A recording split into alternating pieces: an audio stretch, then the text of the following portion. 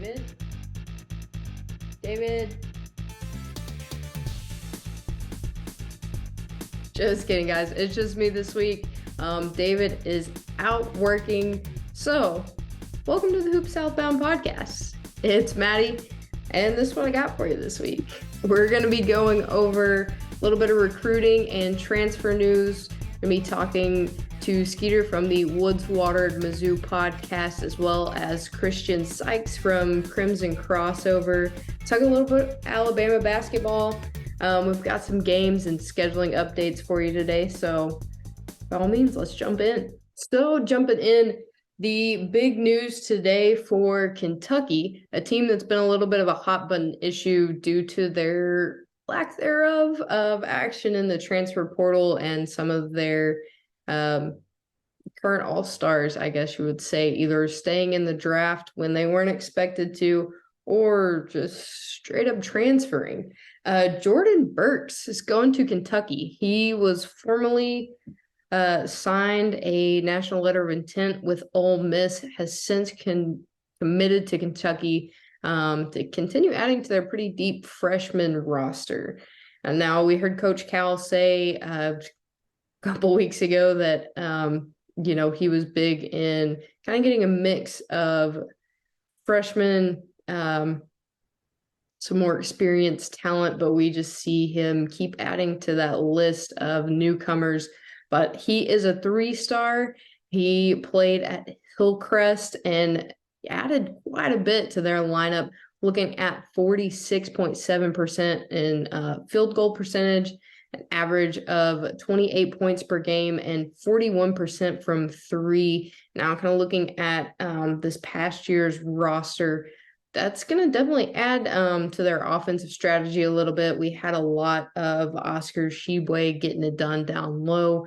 But I think with some of these new freshmen coming in and a couple of the transfers that they've nabbed as well, it's going to help stretch the floor. So we may see a different offensive strategy from Kentucky this year.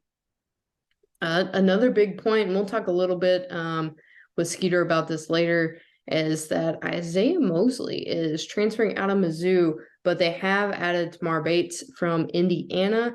And as we talked about last week, Connor Vanover as well. So kind of going into that, I think we're going to see some solid points for Mizzou here. A lot of people were worried about Kobe Brown staying in the draft. A few key players also transferring out, but you've got some solid players that were on their team last year that are sticking to Mizzou, and some great transfers that I think will add a lot for Dennis Gates, which we saw do wonders with the Mizzou team that everybody thought was going to be near the bottom of the SEC, that finished, had a fantastic finish last year. So I think the consensus is that we're excited to see what he does with this Mizzou team this year, especially with some of those more experienced players after having the season that they had last year. Moving on to Auburn, another team that some people were a little worried about after some transfers going out and some people staying in the draft as well. LeBaron Filling, still showing some interest in Auburn. He decommitted back in April, but he has since made a release that it's still one of his top choices. So Auburn fans, don't lose faith yet. He is still looking into San War Eagle in this season. Zion Pullen committed to Florida. I know we mentioned last week that Florida was still on the table in his list of schools that could be a potential transfer. So officially committed to Florida, adds another solid position to this Florida team that we thought may struggle this season, but as their roster builds, I think we've got a lot to look forward to.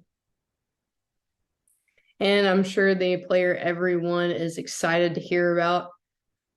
Fortunately, we don't have any more news. Grant Nelson caused a little bit of a stir up in the basketball Twitter world. Those listening are familiar with it. Somebody had released that Grant Nelson had committed to Alabama, which apparently was a false claim. He has not made a commitment yet, but I think some of his family members were getting a little up in arms that somebody put that news out there. So hopefully we will hear by the time we release the podcast tomorrow. But as far as we know, it is still up in the air between Arkansas and Alabama for Grant Nelson. We'll talk a little bit later with Christian Sykes about Grant and what he is expecting that Grant can add to the Alabama roster. And then switching gears over here, looking at getting closer to basketball season, more and more news coming out about who's going to play who, where we're going to play, and what kind of games we're going to get to see in the preseason before we get to official conference basketball. Some big news out of Mississippi today. Southern Miss and Ole Miss will play in Biloxi. Chris Beard has confirmed in a press conference. A fantastic game for the state of Mississippi. I think Chris Beard's excited, to get some experience under his belt over at Ole Miss, especially with all these transfers, all these commitments that he's getting from players to kind of see what this roster is really going to do for him.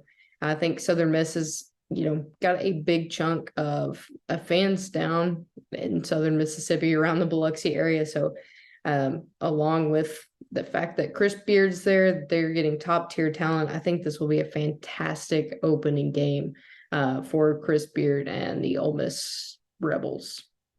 Is that what we're calling them? Are they the Sharks? I can't keep up with that. I don't even remember. Moving a little bit east, we're going to talk about South Carolina is taking its first foreign tour since 2016. They will be going to the Bahamas this summer. I think this shows a lot of promise for Lamont Paris as he moves through this program. He's continuing to increase interest. You see players transferring or players committing. They're going to want to go to a program that they're going to get to experience more than just school and a little bit of basketball on the side. If you're looking at a school that is known for taking some of these foreign tours or some of these summer trips, I feel like players are going to be more drawn to look at that added benefit. So I think, it's definitely going to increase interest over at South Carolina as Lamont Paris continues to build and, shows more recognition for this program. You see people talk about these foreign tours, like Arkansas released a ton of content on theirs. I know for sure last year we saw the same thing from Kentucky. We saw the same thing from a lot of the SEC schools that are pretty consistent with taking their foreign tours. And I feel like it helps build team morale. It's going to build good chemistry for this team. So I think it's definitely a promising start to the season for Lamont Paris and the Gamecocks. Sticking in South Carolina, we had some big news out of women's basketball today.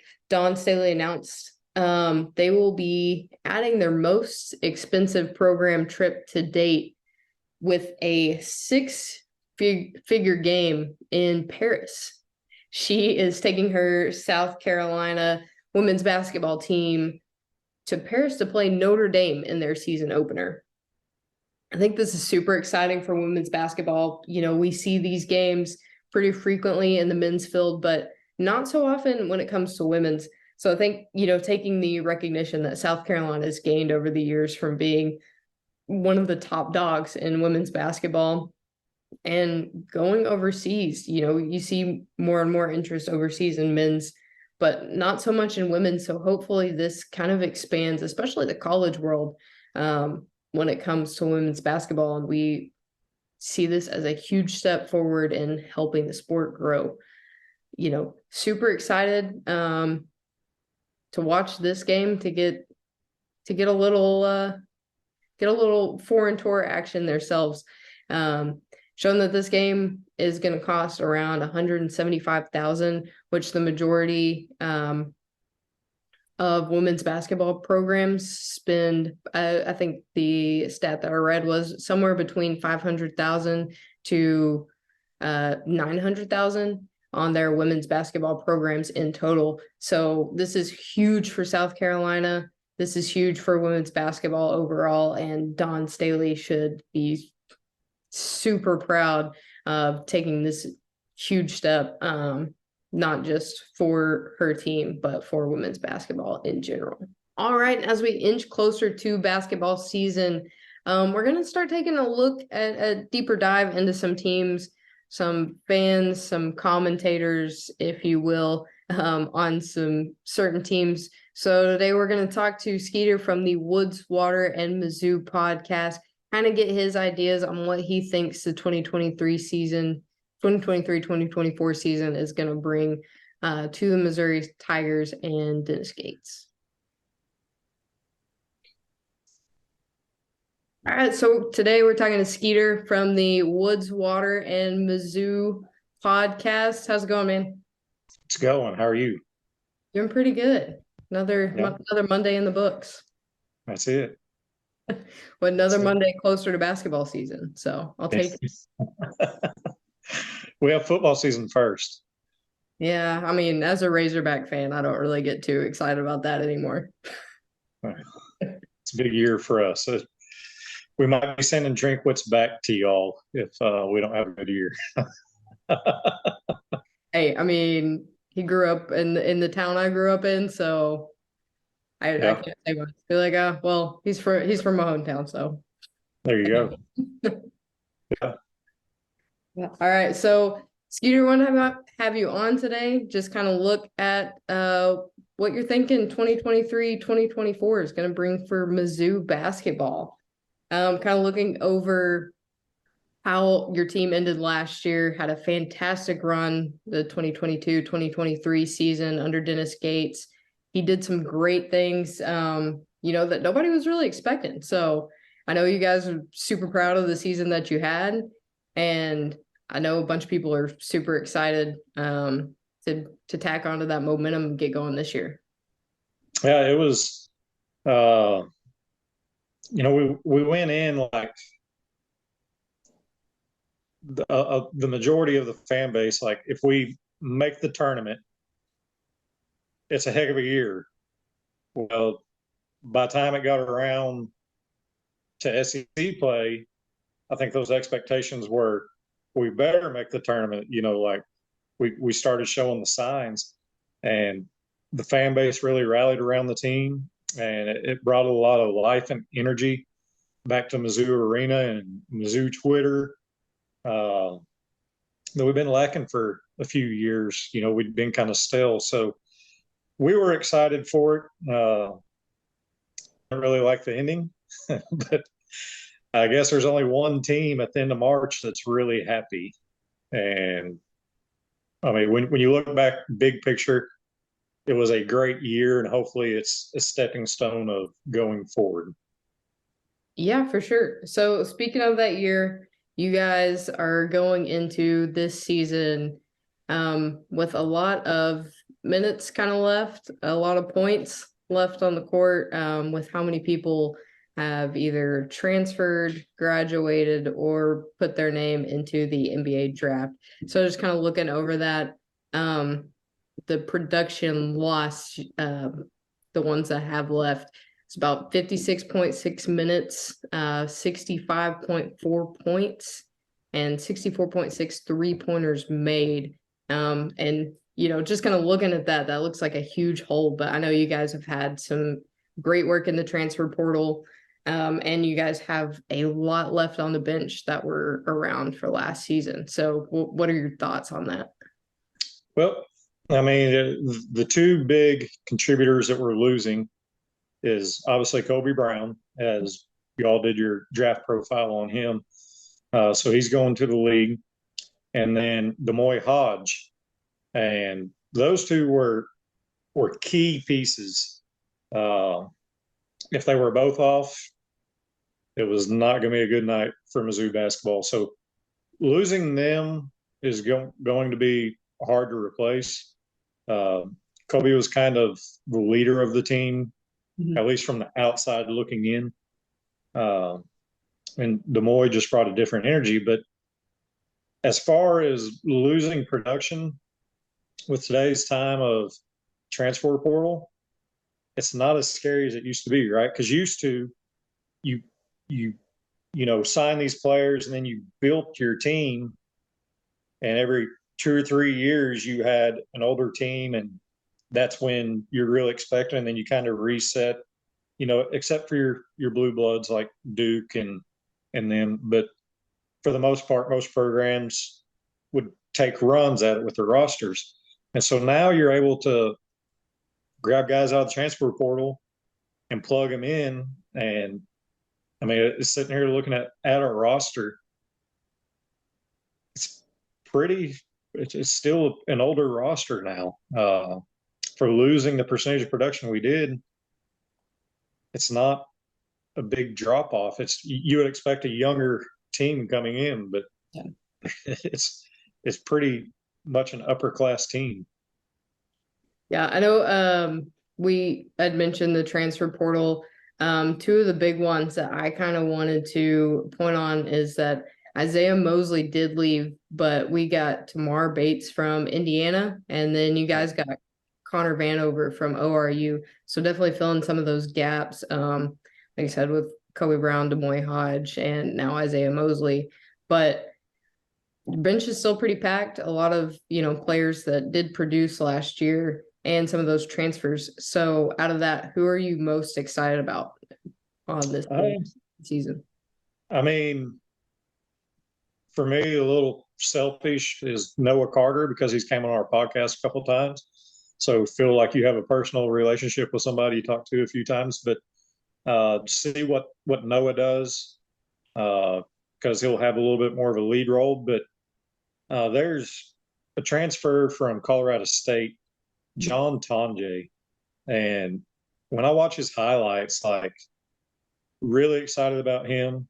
We have, depending on which ranking system you look at, some of them have this guy as number one JUCO transfer, and it's guard Kurt Lewis. And you watch his stuff, and he flies. Now going from JUCO to SEC is a little bit of a step. We learned that last year with Mohamed Diar, who was supposed to be the number one JUCO transfer, and at the beginning of the year he was very limited minutes into the bench, and as he got caught up to the speed of the game, he become kind of critical to us, and now he transferred to NC State.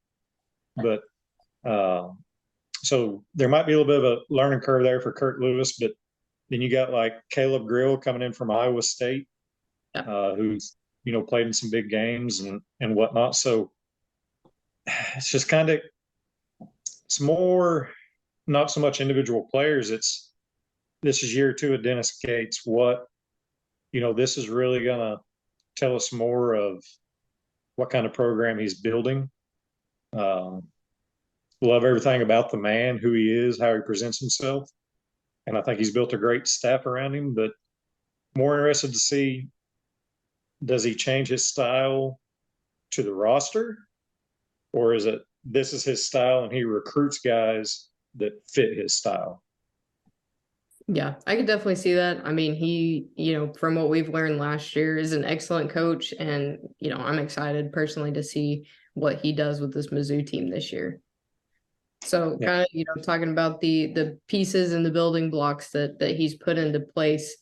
As a Mizzou fan, what is going to, like, what point do you guys need to get to make your fan base happy, do you think, right now?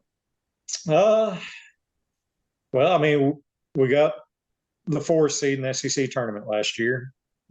So, kind of have that as a base. You don't want to see us step back wins and losses. I believe he's a high character coach and has a high character program, or that's what I'm hoping for, at least going forward. It seems to be every bit of that so far. But I mean, really, I want to see us make the tournament again. Hopefully, win more than one game. I don't really know what I would call a success, because the season's so long, injuries can happen. There might be surprise teams across the SEC that knocks us back down a little bit, or we might be the surprise team and we move up from that 4 seed in the SEC tournament. So don't really have an exact answer. Winning season would be the big thing. There you go. That's always something to look forward to. Yeah. Yeah. All right, Skeeter. Well, thanks so much for coming on today. Excited to, I'm sure we'll talk at some point in the season to see how Dennis Gates and your Mizzou Tigers do. Well, hopefully, I guess we did a little bit of a trade kind of through Oral Roberts. Y'all got, my mind just went blank. I'm looking at his face. Who? Trevor Brazil? Yes, Trevor Brazil. Hurt his knee, so we didn't get to play him last year. I did do a little smack talking just because he made some Mizzou comments, but that was just smack talking. I did not like that he got hurt. I was actually disappointed. A lot of people took it as literal, and it was not literal. But we get Connor Vanover, and so I'm sure there'll be some Arkansas fans probably paying a little bit more attention to Mizzou just to see what kind of minutes and what kind of player Vanover's turned into, right? Yeah, I think it'll be an interesting matchup for sure when Arkansas and Mizzou play. So we'll have to have you back on, talk a little Tigers versus Hogs when it comes to time. Tigers always should win that. I don't know about that. Well, thank you for having me on, and really enjoy the content y'all are putting out. Yeah, of course. Thank you. Thank you for coming on. So where can the people find you that don't know how to? You can find us on Twitter, on Instagram, on YouTube at Mizzou Pod. And then I believe we also have a Facebook page, Woods Water Mizzou. Come on there and talk smack with us. That's what we like doing. That's the joy of sports, right? It's your team winning gives you the ability to talk smack. I mean, it really doesn't affect your personal life aside from maybe going by the championship gear whenever your team wins. It affects your bank account, but the real fun is the other fan bases and being able to talk a little bit of noise back and forth. So we enjoy the fan friendly banter, and come on there and give us a chance. For sure. Sounds good. Well, thanks again for coming on, and we look forward to talking to you closer to the season. All right. Thank you. Thanks. All right. We want to thank Skeeter again for coming on the show, kind of giving us his 2 cents on what he's expecting for Mizzou and what we think is going to happen with these transfers, these players coming in. Really excited to see what Coach Gates cooks up with this roster and this lineup. And now that we talked about a team that we didn't have huge expectations for this past year to a team that we had ginormous expectations for that definitely filled that spot, we're talking about the #1 seed in March in 2023, Alabama, with Christian Sykes from Crimson Crossover. All right, we want to welcome into the show Christian Sykes from Crimson Crossover. How's it going, Christian? Good. How are you? Doing pretty good. Getting ready, one more Monday closer to basketball season. So excited about that. Yeah, I think John Rothstein said it was like 21 weeks or something like that yesterday until basketball. So off season's in full force right now. There we go. Yeah, I noticed a bunch of teams are kind of starting to release some preseason games, some foreign tours. So it'll be exciting to kind of jump into it and get to see where all the teams are at before we officially get started. Yeah, for sure. So speaking of kind of next step for Alabama, we're looking at the NBA draft. They've got some good prospects. I was just going to get your thoughts on that. I know a lot of the current draft projections show Brandon Miller at 2, going to the Hornets, possibly at 3, and Noah Clowney most consistently at number 26. Yeah, so Brandon Miller, obviously, I think the consensus right now is that he's going to be the 2nd overall pick to the Hornets. I think that pairs well with LaMelo Ball. Mhm. Kind of building out a young core, LaMelo Ball, Terry Rozier, and then Brandon Miller. Um, I think it's a good duo or a good trio. I think it's a good spot. And then selfishly, I live in Charlotte, so having Bryce Young for the Panthers and then Brandon Miller for the Hornets would be quite the dream for There me. you go. You're all set. Going to see them, yeah, kind of excited about that. And then Noah Clowney, a lot of the mocks have him late first round. I wouldn't be surprised to see him jump in the top 20. I know a lot of teams like his athleticism, and he's a young guy, Mm. and they think that his defensive upside as well as his shooting, which at times was really really good, and at other times he's kind of inconsistent. Um, I wouldn't be surprised to see him jump up because he's more of like a prototypical type of player. And then lastly, I think the surprise of the offseason, at least for Alabama, was Charles Bediako staying in the draft. Um, the consensus for him was that he was coming back, which is, I assume we're going to talk a little bit about some of the potential news that came out today here in a little bit. But um, the thought was that he was coming back next year. And when we heard that he was leaving, um, it was, I believe, this is just from what I was told. He got a deal from, or not a deal, a promise from a team that they would at least put him on a two-way contract, similar to J.D. Davison last year, and then Keon Ellis as well from Alabama last year.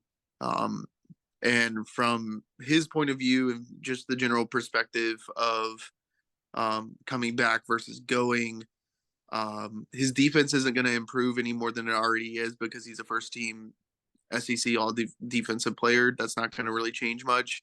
Um, his offensive game is going to improve more in the NBA than in college basketball because you're going to have, you know, specific guys or specific trainers there on staff to work on your offensive game. Um, so as far as his stock was concerned, it wasn't really going to, go up that much more. And he's a big man. When you can get money, you go get money. So don't blame him. Wish him, as much success as possible in his NBA career. But definitely a blow to, Alabama's team next season, as the expectation was that he'd be back. Yeah, for sure. And speaking of next season, there with your big names that you mentioned, Brandon Miller, Noah Clowney, and Bediako, from last year's team going into the draft, and a pretty new crop of recruits coming in. What are your expectations for the season ahead for Alabama? It's tough. At least it's a tough thing to kind of project, mainly because we have so many new guys coming in. You have Aaron Estrada from Hofstra, and then you have Latrell Wrightsell coming in from Cal State Fullerton, and then you have potentially, and I know we'll talk about him, Grant Nelson. Arkansas was also recruiting him as well, potentially committing from North Dakota State, um, as well as bringing in. I think we brought in four freshmen. Um, so all in all, you have seven, most likely eight new players on a team that, at one point last season was ranked number one in the country, was a number one overall seed. Um, it's going to be tough to. It's always tough to replace a guy like Brandon Miller. Um, I do know that when we were doing our recruiting, um, setting up the recruiting board for last season, Noah Connie was expected to be back on the team. He kind of surprised a bunch of people or surprised the staff when he came in, as ready as he was. Obviously him going first round is a benefit for Alabama, but you look at how we recruited Sam Walters, Mo Diabate, and then Chris Parker. That's kind of the wings that we recruited. Davin Cosby is a little bit more of a two. Those guys are a little bit more projects than obviously Sam Walters being the highest rated recruit. He's probably going to be a rotational guy for us. Mo's also probably going to be a rotational guy for us. And this is as of now, from what I know. Obviously, off season can change that. Get people into summer workouts. So I don't want people listening to this to to quote me back in February when they're both when some of these guys are outperforming what expectations were. Yeah. But as far as expectations, I I think as of right now, we're probably going to be a 6 or a 5 seed in the NCAA tournament. Probably in that 4 to 6 range in the SEC. I think that's a pretty solid, expectation for Alabama over the past, 4 seasons since Oates has been here. Obviously, the first season was a little bit of a rough year, but since then, that's kind of been where we are at. Now, if we add another guy, another 4 potentially, obviously, I think the expectation changes, but that's kind of where I have us right now, based off of just knowledge of kind of roster construction, and I haven't really gotten any information on summer workouts or anything like that. Yeah, gotcha. So obviously the big thing on every Arkansas and Alabama fan's mind right now is Grant Nelson. We saw some tweets earlier today. We're recording this late Monday night, and some reports saying Grant Nelson committed to Alabama, and then some of his family members that seemed very angry that people were reporting that he committed to Alabama. Yeah, I would say that the expectation is that's what was said, was the expectation is that he's going to commit. I'm not a person that likes to ruin a kid's decision by spoiling it. That's not me saying I know for 100% certainty where he's going. That's just everything I've heard since his visit last week. Has been extremely positive for Alabama. I think that the fit is very good. He's a 6'11" guy that can stretch the floor, go outside the arc and shoot, and also has an ability to handle the ball. One potential problem is defensive potential. I think he's a good defender, but obviously I don't think he's on the same level as Charles Bediako. That'd be hard to replace. But I think that he's being pitched at Alabama as replacing Brandon Miller, which when you say, hey, come replace the potential number 2 overall pick in the draft, I think that's a pretty solid recruiting pitch. So again, I would not I wouldn't say that he's 100% committed. I wouldn't say that he's committed at all. I would just say that right now the expectation is that it is Alabama. And if it is, I think that definitely fills a hole that we have on the roster. Yeah, for sure. Me and David talked about it last week a little bit. I was kind of shocked that he didn't even show up at Baylor, but that was kind of my consensus, is that it was going to be in between Baylor and Alabama.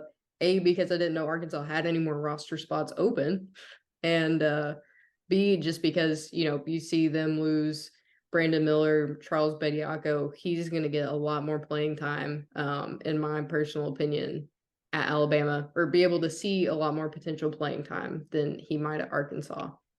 Well, I also will say that credit to Arkansas, their funds are a lot larger than that of Alabama, at least rumored. Everything's rumors. You never know exactly what number is actually correct, but some of the stuff I've been seeing is it's a lot larger than what anything that we could potentially offer, which that's why Arkansas gets these great players come in and play and commit to them, is because they have the resources to be able to do that. So credit to Musselman and the Arkansas donors and the NIL collective that they have there.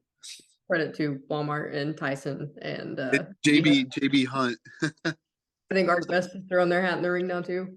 Yeah. Yeah, I don't think Alabama has. We used to have the CEO of Lockheed Martin as an alum, but I don't think we have Walmart money. I don't think we have JB Hunt, Tyson. I don't think we have any of those type of big conglomerates to be able uh, to help out. So, but yeah, you're right. I think playing time, it was a critical decision. And then also I think another thing is just he wants, and I'm not saying Arkansas doesn't send guys to the NBA, but Alabama's kind of offensive style is a little bit driven NBA, quick shooting threes, kind of showcases perimeter shooting a little bit better than Arkansas does. And I think that, that's intriguing to a guy that's 6'11" and wants to get out on the perimeter and show that he can play in the NBA. So, yeah, for sure. I think we learned a lot when Jordan Walsh had his interview and basically said that he's not in the Arkansas bubble anymore. So that would make sense for sure. Yeah, that's crazy for a guy. That's crazy for a guy to say that. I mean, maybe he feels that way, but that's not something you normally see. But yeah, that's just kind of what my thoughts on Alabama's off season thus far. We had some scheduling news come out today. Play Creighton on the 16th, and then Indiana State on November 10th. So, getting a little bit more scheduling news. Hopefully, we get that ACC, SEC scheduling information out. Kind of intrigued to see the dates on that and see where everyone lines up. Yeah, those will be some exciting games. I think some good potential for some good points on the board when it comes to the postseason. Whether you get one in the win or loss column. Yeah. Because those are two teams that aren't going to be bad losses if it does happen. Yeah, for sure. But thanks again for coming on, Christian. If the people don't already know, tell them where they can find you. Yeah, so you can find me at CT Sykes 13 on Twitter, at Crimson Xover on Twitter, because Crimson Crossover doesn't fit on a Twitter at. Be sure to check out our Twitter Spaces if you want to. We're trying to do those once a month in the off season. Changing up our schedule a little bit. We're actually introducing a podcast next season to kind of cut up some of our spaces, so we're not doing them 4 times a week. So be on the lookout for that. And yeah, I mean, actually, let me shout out one thing.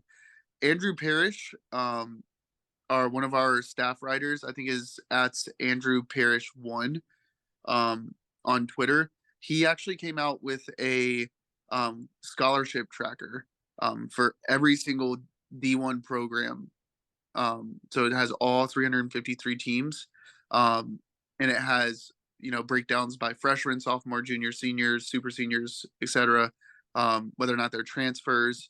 And on top of that, he also has a tool that you can go and use that goes and shows you where your transfers are coming from. So it's like a USA map, and it has it by location, by like school. So you can go click on Arkansas, for example, and it'll show you, I think it goes back to like 2015 or 2016, but like Ricky Council, for example, would show you he came from Wichita State. So be sure to go check that out. He does great work for us, and sorry, I just had to plug him a little bit because that's awesome. That sounds amazing, especially for those people who have kind of been out of basketball for a while when it comes to keeping up with transfer portal. Good to see where those fresh faces are coming from. Yeah. So be sure to check him out. And that's all the plugs I really have. All right. Well, thanks again, Christian, for coming on. I know we'll be talking to you probably throughout the season, and we're excited to see what happens with the Crimson Crossover podcast. It'll be fun. Yeah, thank you, and thank you for having me on. All right, we want to thank Christian again. Make sure you guys go check him out on Twitter, and definitely check out Andrew Parrish. It sounds like a fantastic tool that I will definitely be diving into as we get closer to the season to take a deeper look at some of these rosters. I want to thank you guys for tuning in so much this week. Really appreciate it. we definitely miss David. I miss David because I'm not great at doing this on my own. Even though I do tend to talk to myself a lot, it's definitely a little bit more weird on camera. So if you guys have any suggestions, anything you want to hear us talk about leading up to season or possible ideas for in season, feel free to hit us up. Send us a message, shout us out on Twitter, do what you got to do, but we'll definitely take some listener comments into consideration as we get closer. We're excited for the season. We hope you're excited for the season. Coming up, we'll have the NBA draft. So we'll talk more about that as we get closer and as it starts to go into effect. Excited to see what comes out for these SEC players, especially, Brandon Miller, we talked about possibly going number 2.